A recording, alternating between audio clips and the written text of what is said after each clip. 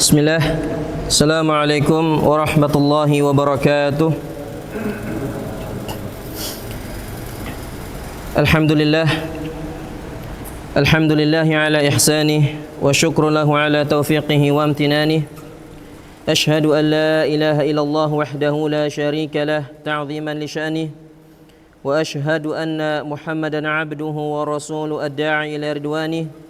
Allahumma salli wa sallim ala nabiyyina Muhammadin wa ala alihi wa ashabihi ajma'in, amma ba'd. Ikhwani fid din, a'azzani Allah wa iyyakum.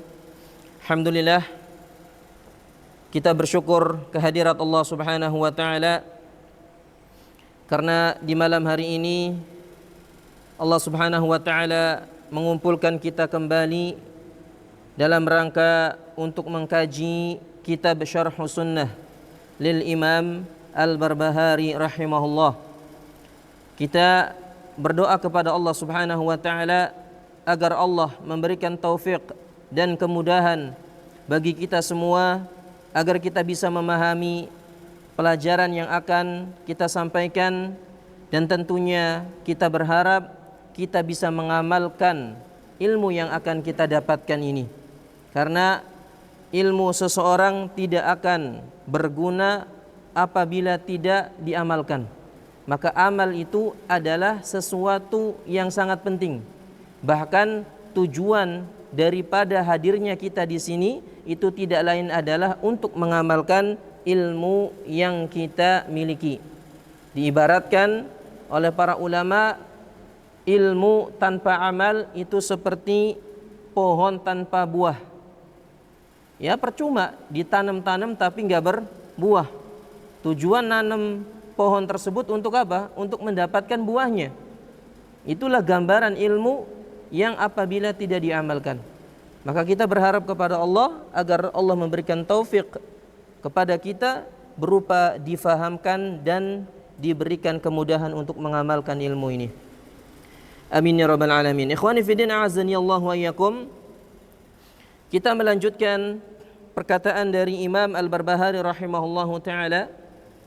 Di poin ini Imam Al-Barbahari akan menerangkan tentang pondasi dasar bagi kaum muslimin yang merupakan dustur bagi kita semua, yaitu Al-Quranul Karim. Beliau berkata, wal Qur'anu kalamullah wa tanziluhu wa nuruhu wa laysa makhluqan. Dan kita wajib mengimani Al-Qur'an itu adalah kalamullah, firman Allah Subhanahu wa taala, yang turun berupa wahyu dan berupa cahaya dan bukan makhluk. Ini digarisbawahi bahwa yang namanya Al-Qur'an itu adalah firman Allah Subhanahu wa taala yang merupakan wahyu dan cahaya dan bukan makhluk. Ya, dan pelajaran ini insyaallah lebih mudah daripada pelajaran-pelajaran sebelumnya. Karena Imam Al-Barbahari rahimahullahu taala menyebutkan poin-poin yang bobotnya itu lebih berat, kemudian sedang, kemudian agak mudah. Ya. Agak mudah, dan ini metode yang digunakan oleh beliau di dalam kitab ini. Nah, beliau menjelaskan di sini bahwa Al-Qur'an itu adalah kalamullah, bukan makhluk. Kenapa? Li'anna al-Qur'ana minallah. Kata beliau, karena Al-Qur'an itu datang langsung dari Allah Subhanahu wa taala. Wa ma kana minallahi falaysa bimakhluq. Dan apa-apa yang datang langsung dari Allah Subhanahu wa taala itu pasti bukan makhluk. Wa hakadha qala Malik ibn Anas, dan demikianlah yang dikatakan oleh Imam Malik. Demikian pun juga dikatakan oleh Imam Ahmad bin Hanbal, wa man qablahuma minal fuqaha'i wa man ba'dahuma. Dan juga dikatakan oleh para fuqaha, ulama-ulama sebelum dan setelah mereka berdua meyakini bahwa Al-Quran itu kalamullah, bukan makhluk. Wal mira'u fihi kufrun. Adapun memperdebatkan Al-Quran itu makhluk atau bukan, itu adalah bagian daripada kekufuran. Taib. Asy-Syaikh Al-Fauzan hafizahullahu taala di sini mengatakan, menjelaskan perkataan Imam Al-Barbahari, min i'tiqadi ahli sunnah wal jamaah anna al-Qur'ana kalamullah. Kata beliau, di antara akidah ahli sunnah wal jamaah, bahkan ini adalah akidah dasar yang penting diketahui oleh kita semua. Oleh karenanya kita dapati di dalam buku-buku akidah, para ulama ketika menjelaskan tentang masalah akidah, tentang poin-poin akidah, itu tidak lepas dari pembahasan ini. Tidak lepas dari pembahasan ini. Mencantumkan bahwa Al-Quran itu adalah kalamullah. Karena nanti kita akan terangkan juga, ada orang-orang yang menyimpang dalam masalah hal ini. Dan sampai saat ini mereka belum mengakui penyimpangan mereka. Sehingga permasalahan ini terus diterangkan oleh para ulama agar kaum muslimin itu faham bahwa yang namanya Al-Quran itu benar-benar kalamullah, bukan makhluk. Taib. Takallama bihi haqiqatan wa sami'ahu minhu Jibril alaihi salam. Allah Subhanahu wa taala berbicara dengan sesungguhnya, dengan bicara yang hakiki, yang sesungguhnya. Dan ini juga melazimkan orang yang mengimani Al-Quran itu kalamullah, melazimkan bahwa Allah Subhanahu wa taala itu bisa berbicara. Mengharuskan dia mengimani bahwa Allah Subhanahu wa taala itu bisa berbicara. Dan banyak sekali dalil-dalil tentang penetapan sifat kalamullah yang menerangkan bahwasannya Allah itu bisa berbicara, itu sangat banyak dalilnya. Di antaranya di dalam surat Qaf ayat yang ke-30, Allah Subhanahu wa taala berfirman, "Yauma naqulu li jahannam halim talati wa taqulu hal mim mazid." Dan ingatlah ketika hari di mana Allah Subhanahu wa taala berbicara kepada neraka. Naqulu li jahannam, kami berkata kepada neraka. Kami di situ siapa? Allah Subhanahu wa taala. Allah Subhanahu wa taala berkata kepada neraka jahanam, dan ini tidak mungkin terjadi kecuali nanti di hari akhir. Allah berbicara kepada neraka menunjukkan bahwa Allah itu menetapkan dirinya bisa berbicara. Lalu neraka tersebut mengatakan, hal mim mazid, apakah ada tambahan? Ya. Dan ini juga menetapkan bahwa Allah Subhanahu wa taala itu berbicara sesuai dengan kehendaknya. Kapan saja dan dimanapun Allah ingin berbicara, ya terserah Allah Subhanahu wa taala. Ya. Ini yang pertama. Pun juga di dalam surat At-Taubah ayat yang ke-6, Allah Subhanahu wa taala berfirman tentang kisah orang-orang musyrikin yang apabila mereka meminta perlindungan kepada kaum muslimin, disuruh kasih oleh Allah Subhanahu wa taala. Kata Allah, "Wa in ahadum minal musyrikin istajaraka faajirhu hatta yasma'a kalam Allah." Dan apabila ada salah seorang di antara kaum musyrikin yang meminta kepada kalian perlindungan, maka lindungilah dia sampai dia benar-benar mendengar firman Allah Subhanahu wa taala. Sampai orang musyrikin tersebut mendengar firman Allah Subhanahu wa taala. Di sini juga di antara sifat bicaranya Allah Subhanahu wa taala itu bisa didengar. Jadi di sisi lain kita meyakini bahwa sifat kalam, bicaranya Allah Subhanahu wa taala itu bisa berbicara secara hakiki, pun juga suaranya itu bisa didengar.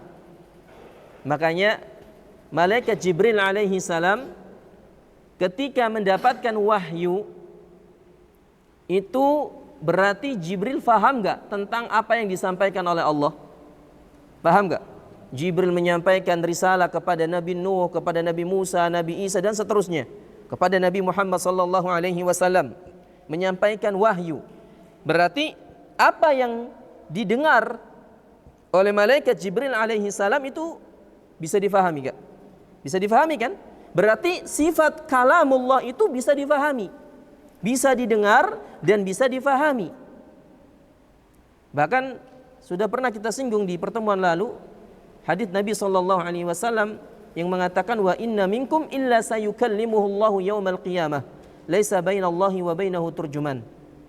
Ya, tidak ada salah seorang di antara kalian pun kecuali pasti nanti akan diajak bicara oleh Allah Subhanahu wa taala. Dan tidak ada penterjemah. Berarti makhluk atau hamba yang mendengar ucapan Allah Subhanahu wa taala itu paham apa enggak? Paham. Ya, karena kalau seandainya enggak paham ya pakai penterjemah. Tapi di situ tidak ada penterjemah yang menunjukkan bahwa apa yang dikatakan oleh Allah Subhanahu wa taala itu bisa difahami. Bisa difahami.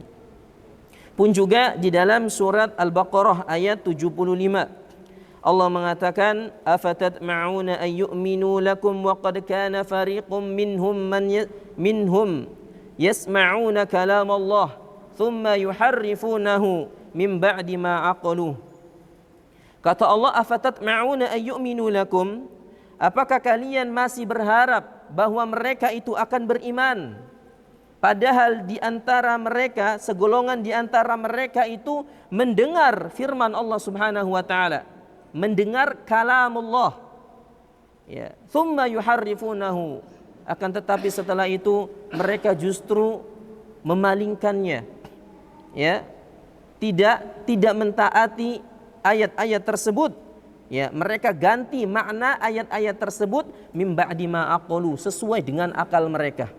Akhirnya ujung-ujungnya mereka enggak taat dan enggak beriman terhadap ayat-ayat yang Allah Subhanahu wa taala turun kepada mereka.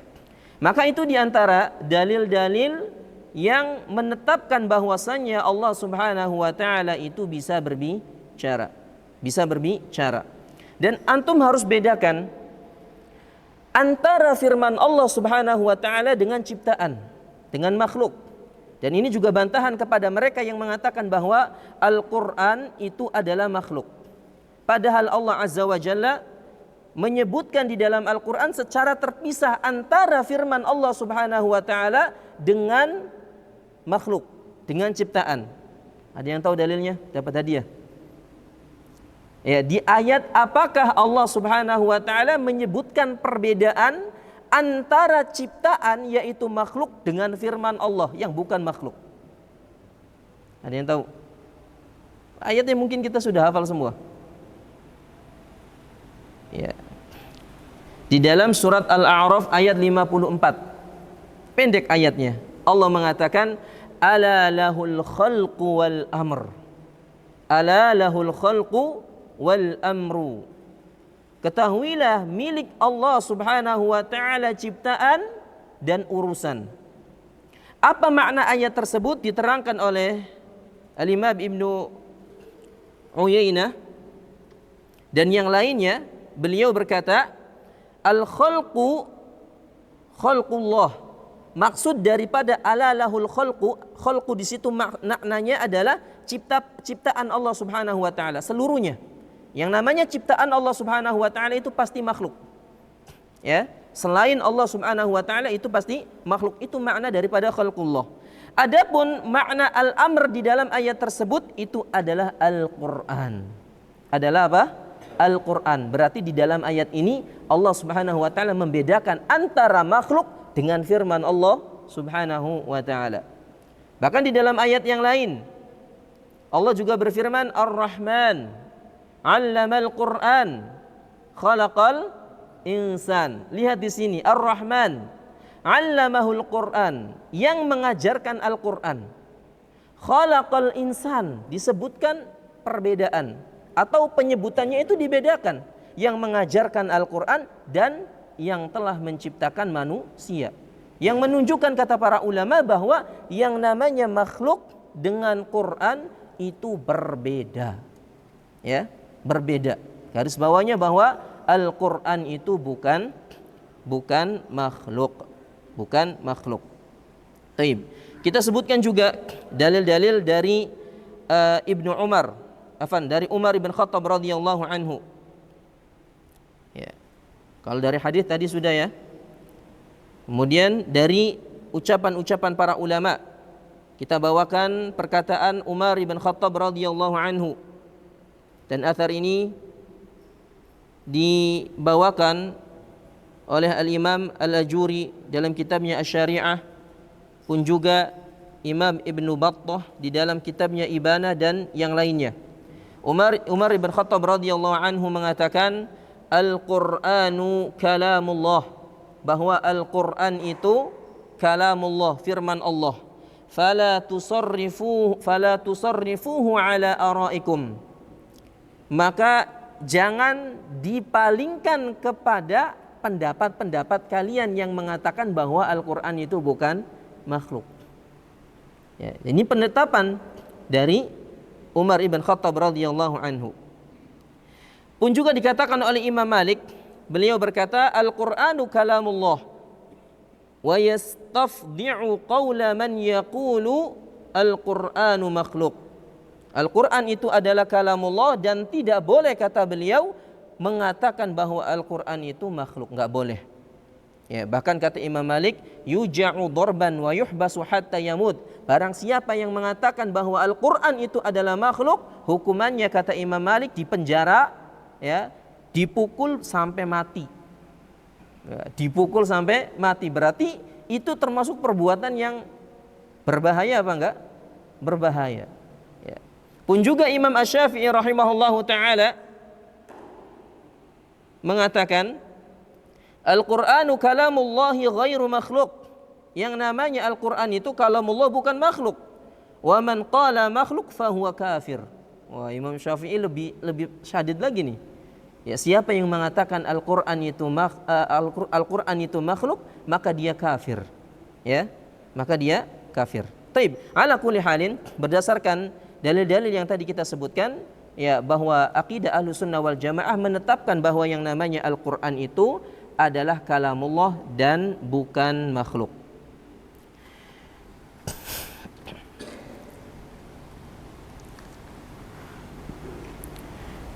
Kemudian juga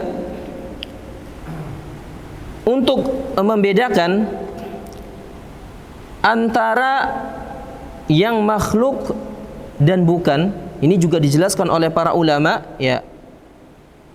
Ada dua kaidah yang harus kita fahami baik-baik terkait tentang tadi kalamullah. Itu kan kalau dalam susunan bahasa Arab itu disebut dengan idhafah atau mudhaf ilaih yang menunjukkan kepemilikan. Ya, misalnya Kitabu Muhammadin. Apa artinya? Kitabu Muhammadin. Kitabnya Muhammad, berarti kitab ini punya Muhammad. Atau misalnya apa? Qalamu Muhammadin. Pulpen itu pulpennya Muhammad. Berarti menunjukkan apa? Idhafah kan? Mudhaf ilaih. Nah, dari susunan kata bahasa Arab kalamullahi itu juga idhafah. Kalamullah berarti apa? Firman Allah Subhanahu wa taala. Firman Allah Subhanahu wa taala. Namun di sini kita harus memahami yang namanya idhafah, mudhafnya itu ada yang bisa berdiri sendiri dan ada yang enggak bisa berdiri sendiri. Ya. Maka yang pertama untuk memahami hal ini, ya, adalah qaimun ma huwa qaimun bi'ainihi qaimun bisaksihi. Jadi ada kata yang disandarkan itu dia bisa berdiri sendiri. Fahadha takunu idhafatuhu ila Allahi rabbil alamin idhafata takrimi wa tashrifin. Taib, ulangi ya. Jadi yang pertama itu ada kata yang disandarkan tapi bisa berdiri sendiri. Misalnya itu adalah naqotun. Apa naqotun itu? Onta. Kalau disandarkan kepada Allah berarti apa? Naqotallah. Ya. Atau gampangnya gini, rasulun. Apa rasul itu artinya? Utusan. Kalau disambungkan Rasulullah berarti apa? Utusan Allah Subhanahu wa taala. Rasulun ini bisa berdiri sendiri. Ya utusan gitu. Atau misalnya baitun. Rumah kalau disandarkan, diidofakan kepada Allah, Baitullah, berarti rumah Allah. Nah, yang semacam ini apabila kata tersebut bisa berdiri sendiri, maka itu adalah makhluk yang menunjukkan makhluk tersebut itu memiliki keutamaan. Kenapa memiliki keutamaan? Karena disandarkan kepada Allah. Bisa dipahami ya? Apa bingung? Tadi misalnya rumah Allah, Baitullahi, rumah Allah. Rumah kan bisa berdiri ya enggak? Ya baitun ya rumah-rumah gitu. Rasulun utusan-utusan. Tapi kalau disambung Rasulullah berarti utusan Allah Subhanahu wa taala. Atau juga misalnya Abdullah, hamba Allah. Ya, maka yang seperti ini, yang isimnya tersebut bisa berdiri sendiri, maka itu menunjukkan tasyrif wa takrim, kemuliaan kepada makhluk tersebut. Ya. Jadi naqatallah, onta Allah itu makhluk, kemudian Rasulullah itu makhluk, Baitullah itu makhluk, Abdullah itu makhluk. Tapi ada yang kedua. Faham yang pertama ya? Karena tadi bendanya bisa berdiri sendiri. Nah, adapun yang kedua, ma udifa ila Allah tabaraka wa ta'ala mimma la yaqumu bidzatihi wa idhafatuhu lillahi rabbil alamin ala sabilil wasf. Adapun yang kedua, benda tersebut ketika disandarkan kepada Allah tidak bisa berdiri sendiri. Tidak bisa berdiri sendiri. Akan tetapi harus disandarkan kepada pemiliknya. Harus disandarkan kepada pemiliknya. Misalnya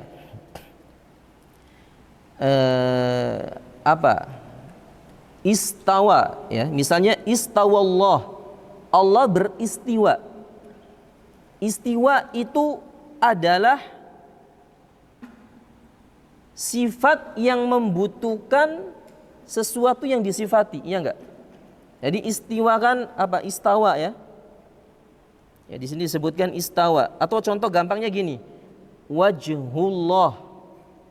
Wajhullah artinya apa? Wajah Allah Subhanahu wa taala. Wajah Allah Subhanahu wa taala. Nah, kalimat wajah ini itu tidak bisa berdiri sendiri melainkan harus disandarkan kepada pemiliknya. Wajah siapa? Kan gitu. Kalau wajah Allah, maka ini bukan makhluk. Paham? Karena disandarkan kepada pemiliknya, yaitu Allah Subhanahu wa taala. Atau yadullah, tangan Allah, itu makhluk apa bukan? Bukan. Kenapa? Karena tangan tersebut itu melekat kepada zat Allah Subhanahu wa taala. Ya, taib. Ana gambarkan lagi supaya lebih mudah. Sifat-sifat Allah Subhanahu wa taala itu ada di antaranya sifat fi'liyah dan ada sifat dzatiyah. Sifat dzatiyah itu adalah sifat yang melekat kepada zat Allah Subhanahu wa taala. Contohnya apa? Ya tadi tangan, kemudian wajah, kalam, berbicaranya Allah. Itu sifat yang sudah melekat kepada diri Allah Subhanahu wa taala sejak zaman azali. Makanya dalam masalah hal ini para ulama menyebutkan yang namanya tadi sifat kalamullah itu masuk kategori qadimun naw' wa hadithul ahad. Apa itu qadimun naw' wa hadithul ahad? Qadimun naw' itu adalah sifat Allah Subhanahu wa taala yang tersifati sejak zaman azali. Apa itu zaman azali? Zaman yang dahulu tanpa ada awalnya. Itu disebut dengan zaman azali. Sejak dahulu Allah Subhanahu wa taala itu bisa ngomong. Sejak dahulu Allah Subhanahu wa taala itu punya tangan. Sejak dahulu Allah Subhanahu wa taala itu bisa melihat, mengetahui dan sebagainya. Itu sifat-sifat dzatiyah yang melekat pada diri Allah Subhanahu wa taala. Wa hadithul ahad itu maksudnya adalah teknis penerapan dari sifat dzatiyah tadi. Misalnya tadi Allah sejak dahulu bisa bicara, tapi kapan Allah Subhanahu wa taala bicara itu sesuai dengan kehendak Allah Subhanahu wa taala. Bisa dipahami enggak? Itu disebut dengan hadithul ahad, ya. Ya, teknisnya kapan Allah itu berbicara ya terserah Allah Subhanahu wa taala. Ya, ini diantara akidah Ahlussunnah wal Jamaah difahami baik-baik. Allah sudah bisa berbicara sejak zaman dahulu, tapi ngomongnya kapan itu keluar ketika Allah Subhanahu wa taala berkehendak. Ya, kadang Allah Subhanahu wa taala ngomong dengan Nabi Musa alaihi salam, ya, pun juga Allah Subhanahu wa taala berbicara dengan malaikat Jibril, dengan malaikat atau dengan Nabi Muhammad SAW, itu terserah Allah Subhanahu wa taala prakteknya kapan. Ya. Maka jangan dianggap baru. Ketika Allah bisa ngomong, itu jangan dianggap sesuatu yang baru.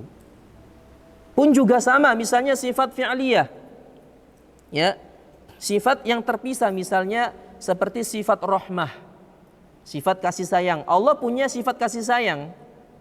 Allah punya sifat marah, ghadab.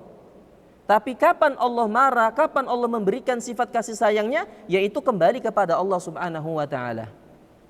Mau kapan mengeluarkannya ya terserah Allah Subhanahu wa taala. Itu disebut dengan apa? Qadimun naw wa hadithul ahad. Wa hadithul ahad. Ya, sedangkan manusia berbeda. Manusia kapan bisa dianggap berbicara? Ketika sudah umur berapa tahun? Ya, ada yang 2 tahun, ada yang 3 tahun. Tapi sebelumnya ketika bayi bisa berbicara enggak? Enggak kan? Ya berbeda dengan Allah Subhanahu wa taala. Ya, makanya letak kesalahan orang-orang Jahmiyah dan pecahan-pecahan dari mereka itu, mereka terbungkus dengan istilah yang mereka buat-buat sendiri. Ya, disebut dengan dalilul a'rad wa huduthul ajzam. Ya, dalilul a'rad wa huduthul ajzam itu adalah istilah yang menyebutkan bahwa enggak boleh Allah Subhanahu wa taala itu kemasukan sesuatu yang baru. Itu enggak boleh. Sedangkan berbicara kata mereka itu sesuatu yang baru. Sehingga mereka mengatakan kalau berbicara itu adalah perkara yang baru, berarti berbicara itu makhluk. Maka disinilah muncul keyakinan Al-Quran itu adalah makhluk. Kenapa? Karena Allah Subhanahu wa taala baru berbicara di zaman Nabi Muhammad sallallahu alaihi wasallam. Paham? Itu letak kesalahan mereka. Padahal kita tadi mengimani bahwa Allah bisa berbicara sejak zaman azali. Tapi Allah berbicaranya kapan, yaitu terserah Allah Subhanahu wa taala. Taib. Kembali kepada tadi mudhaf dan mudhaf ilaih, bahwa yang kedua tadi apa? Apabila kalimatnya tidak bisa berdiri sendiri, maka itu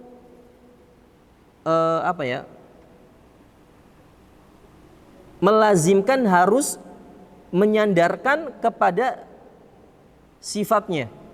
Ya tadi contoh gampangnya tadi kalamullah, yadullah, ilmu Allah, ilmunya Allah. Itu kan ilmu yang sudah melekat dalam diri Allah Subhanahu wa taala, maka tidak boleh dikatakan ilmu Allah itu makhluk. Yadullah itu makhluk, kemudian apa lagi? Kalamullah itu makhluk. Itu tidak boleh. Ya, tidak boleh. Maka ini harus difahami baik-baik terkait tentang penyandaran kepada Allah Subhanahu wa taala.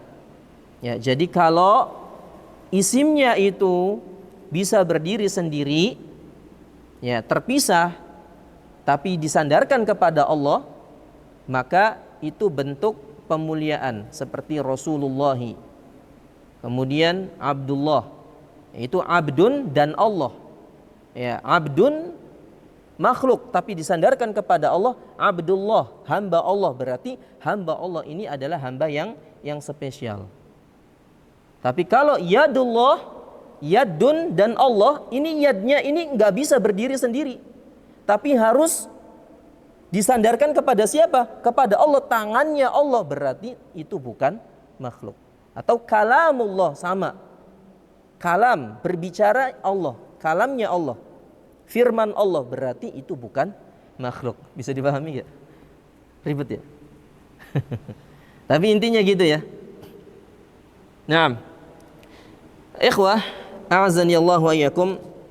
Kemudian di sini Syekh Al-Fauzan hafizahullah taala menjelaskan, ya, setelah beliau menjelaskan pembagian tadi tentang idhofah, ya, tentang mudhaf ilaih yang disandarkan kepada Allah Subhanahu wa taala, lalu beliau mengatakan, fahum khalatu bainal amrain.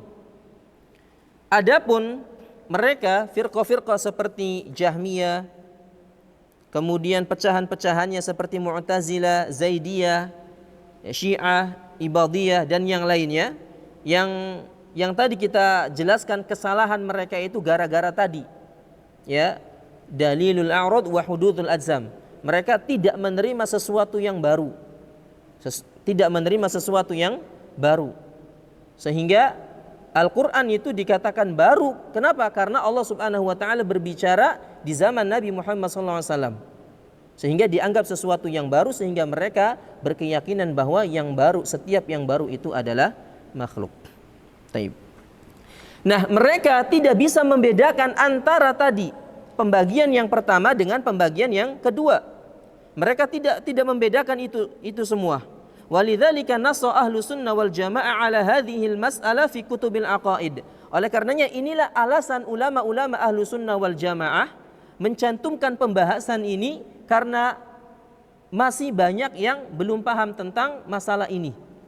Ya, tadi masih banyak yang terkena syubhat oleh firqah-firqah Jahmiyah dan sejenisnya yang tidak bisa membedakan tentang penyandaran Allah Subhanahu wa taala.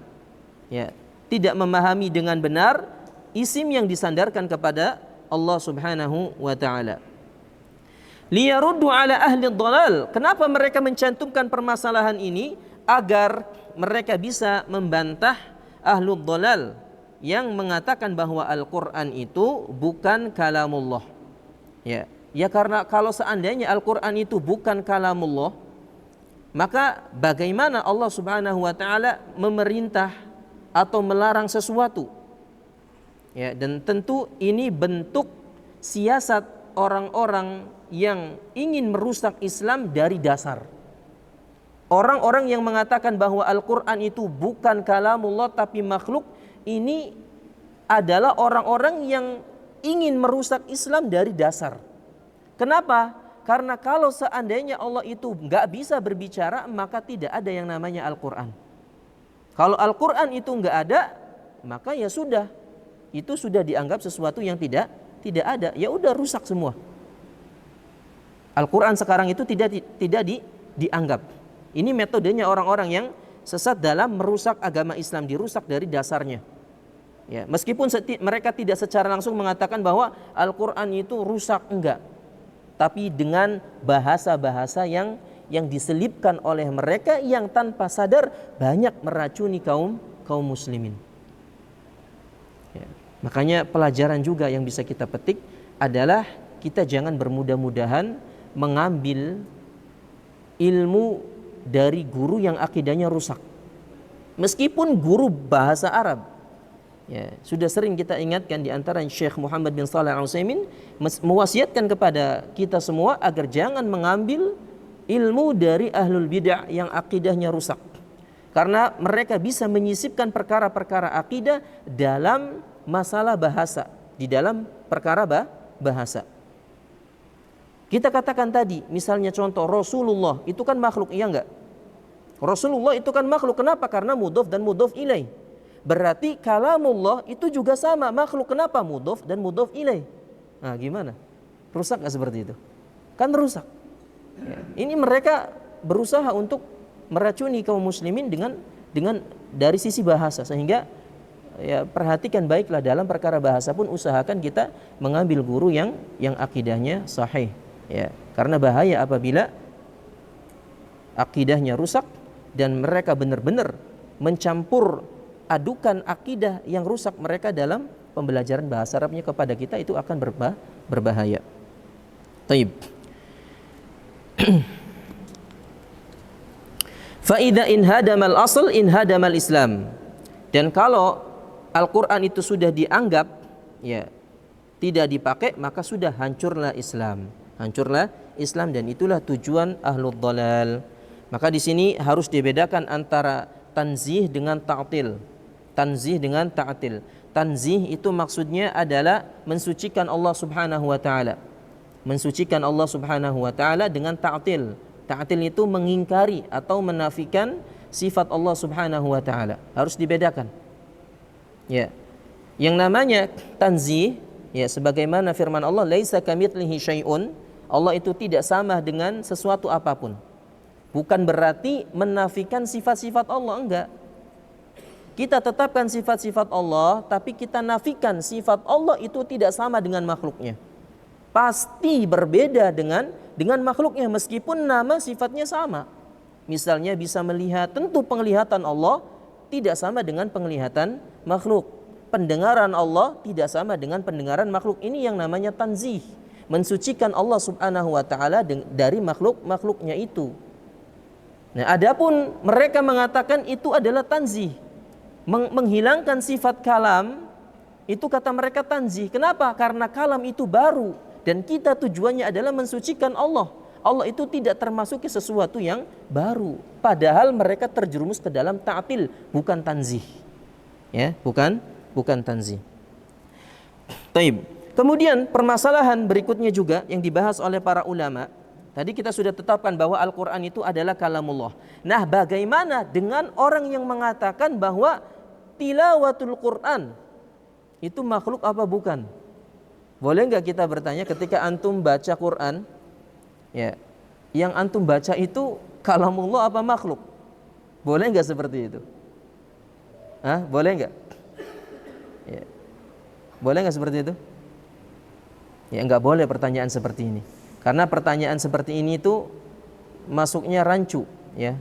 Dan ternyata pertanyaan seperti inilah yang menjadikan Imam Al-Bukhari rahimahullahu taala meninggalkan negerinya Naisabur. Itu gara-gara terfitnah tentang masalah khalqul Quran. Al-Quran itu adalah makhluk. Di tahun 205 Hijriah, Imam Al-Bukhari rahimahullahu taala datang ke Naisabur untuk berdakwah, untuk menyampaikan hadis-hadis, menyampaikan agama Islam. Nah, di situ banyak para ulama, di antaranya adalah guru Imam Al-Bukhari sendiri, yaitu Muhammad bin Yahya Az-Zuhli rahimahullahu taala. Dan ketika Imam Al-Bukhari rahimahullahu datang ke Naisabur, itu disambut baik oleh ulama-ulama yang ada saat itu. Di antaranya adalah Muhammad bin Yahya Az-Zuhli tadi, atau Az-Zuhali. Kemudian Imam Muhammad bin Yahya pun menyuruh murid-muridnya untuk mengambil kepada ilmu dari Imam Al-Bukhari. Sehingga semakin hari majlis Imam Al-Bukhari itu dipenuhi para penuntut ilmu yang mengambil hadis dari beliau. Sampai pada akhirnya terjadi fitnah antara Imam Al-Bukhari dengan Muhammad bin Yahya gurunya sendiri. Dan sebagian ulama juga mengindikasi bahwa di situ terjadi hasad bainal ulama, antara ulama, dan ini sangat mungkin terjadi, ikhwah. Ya, ulama hasadnya kepada siapa? Kepada ulama yang lain, bisa jadi itu. Ya, karena hasad itu tumbuh biasanya dengan yang selevel. Gak mungkin ulama itu hasad dengan penuntut ilmu seperti kita, gak mungkin. Ada juga hasadnya ya dengan ulama yang lainnya. Disebutkan bahwa ada indikasi hasad di situ, sehingga ketika ada berita-berita yang menarasikan bahwa Imam Al-Bukhari rahimahullahu taala itu mengatakan Al-Qur'an itu adalah makhluk, di situ terkesan tergesa-gesa atau terburu-buru tanpa adanya tabayun terlebih dahulu. Ya. Imam Muhammad bin Yahya Az-Zuhli justru terburu-buru memvonis bahwa Imam Al-Bukhari ini mengatakan apa? Al-Qur'an itu adalah makhluk. Padahal tatkala itu Imam Al-Bukhari hanya ditanya oleh orang-orang yang mengatakan, ya Aba Abdillah, wahai Aba Abdillah, apakah Al-Quran yang engkau baca itu termasuk makhluk apa bukan? Ya, jadi lafad maksudnya itu lafad Al-Quran yang dibaca oleh kita itu masuk kalamullah apa makhluk? Itu pertanyaannya. Dan Imam Al-Bukhari sadar ini pertanyaan yang justru akan menimbulkan fitnah. Beliau pun gak jawab. Ditanya sekali, dua kali, tiga kali, dan akhirnya dengan terpaksa Imam Al-Bukhari mengatakan Al-Qur'anu kalamullah wa af'alul ibad makhluqah. Kata beliau, Al-Quran itu adalah kalamullah, sedangkan perbuatan manusia itu adalah makhluk. Ya, dan siapa yang bertanya tentang masalah ini itu adalah ahlul bid'ah. Ya, dia terjerumus ke dalam perbuatan bid'ah. Imam Al-Bukhari sendiri mencela orang-orang yang bertanya seperti ini. Hanya saja jawaban dari Imam Al-Bukhari ini disalahfahami oleh orang-orang dengan mengatakan kalau begitu apa yang dibaca oleh Imam Bukhari ini adalah makhluk, berarti Al-Quran itu adalah makhluk. Padahal yang dimaksud oleh Imam Al-Bukhari itu adalah ucapannya, tilawahnya itu, paham nggak? Adapun yang dibacanya ya tetap kalamullah, itu maksud daripada Imam Al-Bukhari. Sehingga apa yang difahami oleh orang-orang itu tidak sesuai dengan apa yang difahami oleh Imam Al-Bukhari. Dan inilah yang terdengar oleh Muhammad bin Yahya, sehingga Muhammad bin Yahya pun ya terburu-buru tanpa terlebih dahulu bertabayun dan memvonis bahwa orang-orang seperti itu adalah ahlul bid'ah, harus dijauhi majelisnya, ya, dan Imam Al-Bukhari tatkala itu ya merasa terfitnah, dan untuk menjaga persatuan umat beliau pun akhirnya memilih untuk hijrah, untuk pindah dari kota Naisabur. Bayangkan sekelas Imam Al-Bukhari terfitnah gara-gara pertanyaan tadi, subhanallah. Ya, makanya pertanyaan ya tilawatul Quran itu makhluk apa bukan, ini sebaiknya jangan dijawab. Ya, karena di situ ada dua indikasi. Ya, yang dibaca itu adalah kalamullah, sedangkan yang melafalkannya itu adalah makhluk. Bisa dipahami enggak sini? Jadi perinciannya seperti itu. Tapi kalau orang yang tidak paham dalam masalah hal ini akan menganggap bahwa oh berarti yang dibaca itu adalah makhluk. Nah, taib. Jamaah yang semoga dirahmati. Kertas, naam. Kertasnya makhluk apa bukan? Makhluk, sedangkan lafadznya adalah kalamullah. Ini sama seperti itu. Pun juga ketika kita membaca Alif Lam Mim, dzalikal kitabu la raiba fihi hudal lil muttaqin dan seterusnya.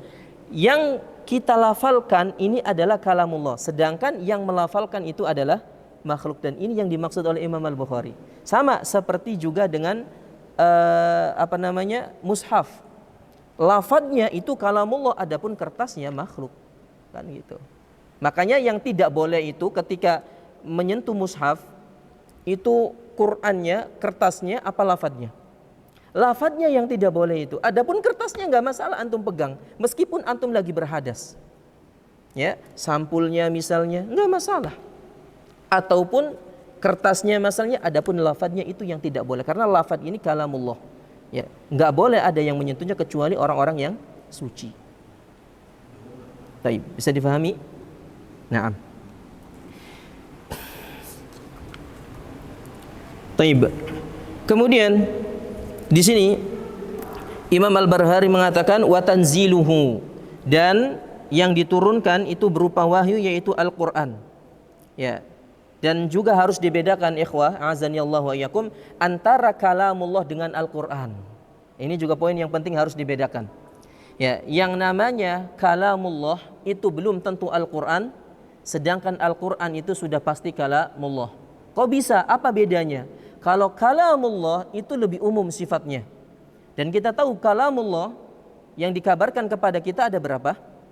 Ada 5. Taurat, Zabur, Injil, Al-Quran, dan Suhuf Ibrahim. Kan itu. Ini semua disebut dengan kalamullah. Sifatnya lebih umum. Dan kalamullah jumlahnya tak terbatas, banyak sekali. Allah subhanahu wa ta'ala berfirman di dalam Al-Quran, Qul law kana al-bahru midadan li kalimati rabbi lanafidal bahru qabla an tanfadha kalimatu rabbi walau ji'na bimithlihi madada. Katakanlah wahai Muhammad, seandainya lautan itu berubah menjadi tinta yang digunakan untuk menulis firman Allah subhanahu wa ta'ala, maka niscaya tidak akan sanggup atau tidak akan cukup untuk menulis firman Allah subhanahu wa ta'ala walau ji'na bimithlihi madada, meskipun kita datangkan lautan yang semisalnya. Di dalam surat Luqman ayat 27 Allah lebih jelas lagi menerangkan ya, walau anna ma fil ardi min sajaratin aqlamun wal bahru yamudduhu min ba'dihi sab'atu abhurin ma nafidat kalimatullah innallaha azizun hakim. Kata Allah Subhanahu wa taala, seandainya pepohonan yang ada di muka bumi ini berubah menjadi pena, ya, kemudian lautan itu berubah menjadi tinta, bahkan didatangkan 7 lautan yang semuanya berubah menjadi tinta, ditulis kalimat Allah Subhanahu wa taala, maka tidak akan pernah habis kalamullah tersebut. Menunjukkan bahwa kalamullah itu banyak. Dan kalamullah juga diantaranya hadits qudsi, pun juga firman-firman yang diberikan Allah kepada para malaikatnya yang tidak tercantum di dalam kitab, yaitu banyak sekali. Yaitu disebut dengan kalam. Adapun Al-Qur'an itu lebih spesifik lagi. Kalamullah yang hanya diturunkan kepada Nabi Muhammad sallallahu alaihi wasallam itu disebut dengan Al-Qur'an. Makanya pengertian Al-Qur'an itu lebih rinci daripada kalamullah. Ya, Al-Qur'an itu pengertiannya apa? Pertama, kalamullah. Kalamullah al-munazzal ala Muhammadin sallallahu alaihi wasallam, yang diturunkan kepada siapa? Kepada Nabi Muhammad. Berarti yang diturunkan kepada Nabi Isa, kepada Nabi Daud, kepada Nabi Musa itu bukan disebut dengan Al-Qur'an, tapi hanya yang diturunkan kepada Nabi Muhammad sallallahu alaihi wasallam biwasitati Jibril, melalui perantaranya malaikat Jibril. Ya, melalui perantara malaikat Jibril. Semua kitab diturunkan melalui perantara Jibril. Tapi ada ciri khas dari pengertian Al-Qur'an sendiri, al-mabdu'u bi suratil Fatihah wal makhtumu bi suratin Nas. Ciri Al-Qur'an itu adalah dibuka dengan surat Al-Fatihah dan ditutup dengan surat An-Nas. Itulah yang disebut dengan Al-Qur'an, ya, disebut dengan Al-Qur'an. Kemudian wa nuruhu, di sini beliau menyebutkan dan cahaya. Yang namanya Al-Qur'an itu dianggap sebagai cahaya karena memang Allah Subhanahu wa taala menjadikan Al-Qur'an ini sebagai cahaya, atau dalam ayat lain sebagai ruh, ya. Allah Subhanahu wa taala berfirman di dalam surat Asy-Syura ayat yang ke-52, wa kadzalika auhayna ilaika ruham min amrina, dan demikianlah kami wahyukan kepada engkau wahai Muhammad ruh. Kata para ulama, ruh di sini maksudnya adalah Al-Qur'an. Sehingga orang yang hidup tanpa Al-Qur'an dipastikan dia mati. Ya, diibaratkan jasad itu tanpa ruh. Ada enggak jasad tanpa ruh yang hidup? Enggak ada. Pun juga hati apabila enggak ada Al-Qur'an di dalamnya dipastikan mati. Ya. Kemudian ma kunta tadri mal kitabu walal iman walakin ja'alnahu nura nahdi bihi man nasya'u min ibadina. Dan ketika engkau dilahirkan engkau enggak tahu apa-apa, apa itu kitab, apa itu iman, tapi kami jadikan nur, cahaya, yaitu berupa Al-Qur'an, dan kami berikan kepada hamba-hamba kami yang kami kehendaki. Ya. Di sini juga kata para ulama, ya, orang yang hidup tapi tanpa cahaya maka tidak akan selamat. Pun juga hati seseorang tanpa adanya Al-Qur'an dipastikan gak bakal selamat. Makanya Quran itu apa? Ruh dan cahaya bagi kaum mukminin, bagi orang-orang yang beriman. Sehingga tidak selayaknya Al-Qur'an itu jauh dari kita. Ya, jangan sampai hati kita ini keras, kaku, ya, hampa karena jarang baca Al-Qur'an. Subhanallah. Ya, yakinlah ketika kita setiap hari baca Al-Qur'an, semales-malesnya kita ketika baca Al-Qur'an masih ada semangat iman yang akan muncul. Tapi kalau kita nggak baca Al-Qur'an, jangan harap ada semangat untuk beriman kepada Allah Subhanahu wa taala. Ya, maka jangan jauhkan Al-Qur'an dari kita. Dibaca. Kalau nggak hafal, dibaca, nggak masalah. Ya, dibaca. Taib. Kemudian kata Imam Al-Barbahari, li'anna al-Qur'ana minal makhluk wa ma kana minallahi falaysa bimakhluk. Karena Al-Qur'an itu datang dari Allah Subhanahu wa taala, dan setiap yang datang dari Allah Subhanahu wa taala datang dari diri Allah Subhanahu wa taala itu bukan makhluk. Wa kadzalika qala Malik ibn Anas wa Ahmad bin Hanbal. Demikian juga ulama-ulama seperti Imam Malik dan Imam Ahmad bin Hanbal rahimahullahu taala. Dan sebagaimana kisah yang masyhur bahwa terkait tentang fitnah khulqul Quran, fitnah munculnya Al-Qur'an itu makhluk, ini terjadi di zaman Imam Ahmad rahimahullahu taala. Ya, beliau dapati beberapa generasi seperti Khalifah Ma'mun, Khalifah Mu'tasim, Khalifah Wathiq, itu semuanya berpaham Mu'tazilah. Berpaham mengatakan bahwa Al-Quran itu adalah makhluk. Dan subhanallah di zaman tersebut bisa tergambar betapa mengerikannya. Semua orang dipaksa untuk mengatakan kalimat kekufuran, yaitu Al-Quran itu adalah makhluk. Semuanya bertauriah. Para ulama banyak yang bertauriah. Kecuali Imam Ahmad rahimahullahu ta'ala, beliau tetap teguh di atas akidah ahlu sunnah wal jamaah dan tetap mengatakan bahwa Al-Quran kalamullah bukan makhluk. Bahkan beliau rela untuk dipenjara, rela untuk dicambuk. Bahkan ketika dicambuk, cambuknya itu susah lepas ke dagingnya. Saking apa? Saking sudah matangnya daging itu dengan cambukannya. Sampai segitunya. Dan itu terjadi bertahun-tahun. Berganti generasi tetap.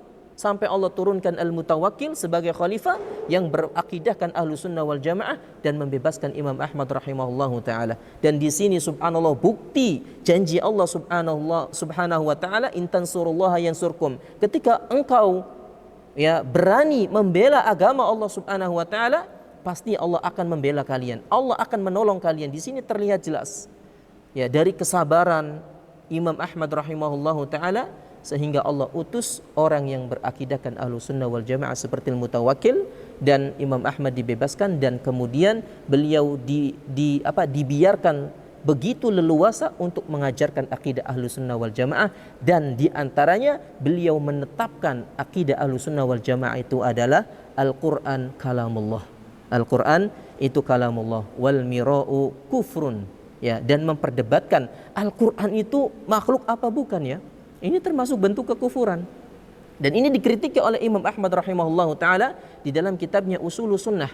Bahkan beliau mengatakan sebatas dia ragu saja Al-Quran itu makhluk apa bukan, itu dianggap sebagai orang yang mengatakan Al-Quran itu makhluk. Ada nanti kalau ada kesempatan kita lanjutkan terkait tentang firqah lafdiyah. Jadi firqah-firqah yang dia tadi melafalkan bahwasanya pelafalan itu dianggap makhluk, dan orang-orang yang ragu bimbang, bahkan dia lebih justru memilih diam dalam masalah hal ini, enggak tegas. Tapi akidah Ahlussunnah wal Jamaah harus tegas dalam masalah hal ini, dan kita harus berani mengatakan bahwa Al-Qur'an itu kalamullah dan bukan makhluk. Taib. Ala kulli halin jamaah yang semoga dirahmati oleh Allah Subhanahu wa taala. Mungkin sampai saat ini sampai sini dulu pembahasan kita, dan insya Allah nanti kita akan lanjutkan di pertemuan yang akan datang terkait tentang atau orang-orang yang tadi yang nggak punya sikap terkait tentang apakah Al-Quran itu makhluk apa bukan. Dan ini dikritiki oleh para ulama agar jangan sampai kita masuk ke dalam pemahaman orang-orang seperti itu. Wallahu a'lam bishawab. Subhanakallahumma wa bihamdika asyhadu an la ilaha illa anta astaghfirullah wa atubu ilaik. Assalamualaikum warahmatullahi wabarakatuh.